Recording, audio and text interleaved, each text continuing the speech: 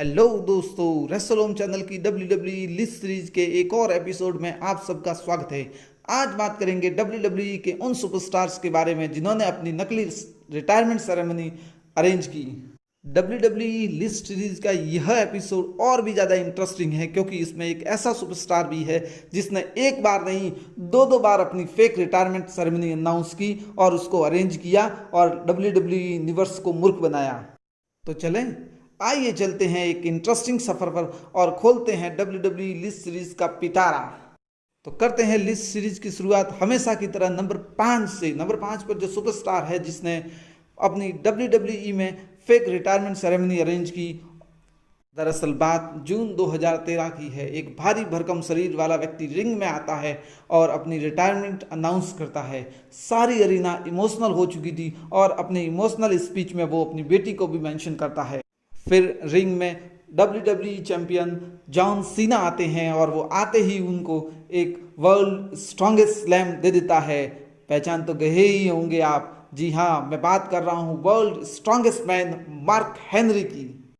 World strongest man Mark Henry का अपने retirement से यू टर्न लेना इस दशक का सबसे अनएक्सपेक्टेड मोमेंट माना जाता है। WWE में उनके द्वारा पहना गया पिंक सूट आज भी हमें एक धोखे के रूप में जाना जाता है। तो बढ़ाते हैं लिस्ट को आगे और नंबर 4 पर जो सुपरस्टार है वो इस लिस्ट में अभी जुड़ा है। जी हाँ, हम बात कर रहे हैं जून 2020 में हुई घटना की। WWE ने रे मिस्टीरियो की रिटायरमेंट सेरेमनी अनाउंस की और उस सेरेमनी को होस्ट करने वाले थे the Monday night messiah Seth freaking Rollins. Retirement ceremony के नाम पर जो WWE यूनिवर्स का काटा गया है वो उनको लंबे समय तक याद रहेगा। द मास्टर ऑफ 619 की आंख पर द मंडे नाइट मसाया बहुत बुरी तरीके से अटैक कर लेते हैं जिसको वो बहुत झेल नहीं पाते और वो इंजर्ड हो जाते हैं और सेथ रॉलिंस उनकी रिटायरमेंट को अनाउंस कर देते हैं सोशल मीडिया साइट्स पर। जिस रॉ में WWE द्वारा रे मिस्टीरियो की रिटायरमेंट सेरेमनी अनाउंस होनी थी उसी रात को the Monday night messiah Seth Rollins ring में आते हैं। रे मिस्टीरियो के बारे में बहुत अच्छी बातें बताते हैं, उनके सेक्रीफाइस के बारे में बताते हैं, परंतु इस सेरेमनी में रे मिस्टीरियो एब्सेंट होते हैं और उनकी रिटायरमेंट सेरेमनी बीच में ही रुक जाती है क्योंकि एलिस्टर ब्लैक आके उस सेरेमनी को रोक देते हैं। इस तरह से WWE ने हमारा बहुत लंबा वाला काटा है।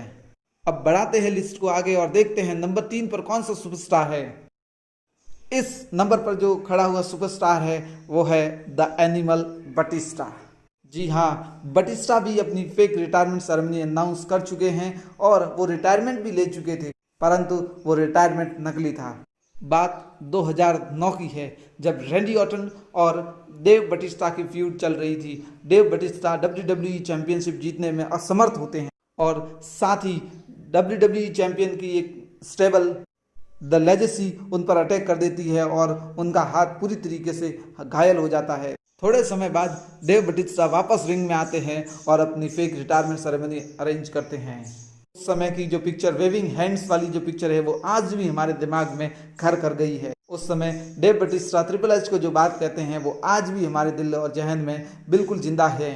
डेव बटिस्टा कहते हैं, I know something that you don't know.